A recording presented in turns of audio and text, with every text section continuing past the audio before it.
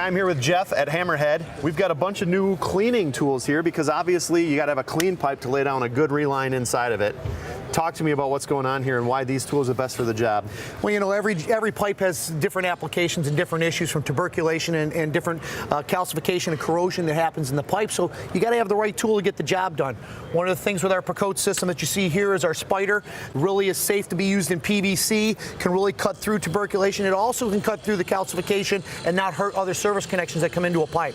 They're flexible and they can bend back to not hurt existing services. So I'm doing this because it's more of a physical cleaning method versus like a jetting, or? That's correct. It's going to make contact with the pipe and get all that debris out. Same down here with your chain? Yeah. Those chains are attached to the unit as well, and they go exactly to the diameter of that pipe to really clean it up and get right down to good bare metal or good clay or PVC. So we're going to start with this Picote cleaning stuff, and then we're going to move on and do the next part of the job. Absolutely. We've got this, we're all lined up, we got a new pipe lining in, there's a little bit more work to do, and this is what's going to take care of it for us. Yeah, you know, what we're going to do is we're going to have to go in and reinstate that service connection, and we got to break through that liner, whether it's made of just resin and felt or fiberglass liner. We have to be able to cut through that and get that service open so that homeowner doesn't lose their sewer for that day. Okay, so why do we've got a couple things going on here. So what we have here is we have our original twister head. You can see the tips and the head on it. The plastic bits keep it centered in the pipe, so as it's cutting through the surface, the carbide tip cuts through it, and then we're going to bring this back out, and then we're going to have to go in and sand it down nice and neat for the customer. Okay, so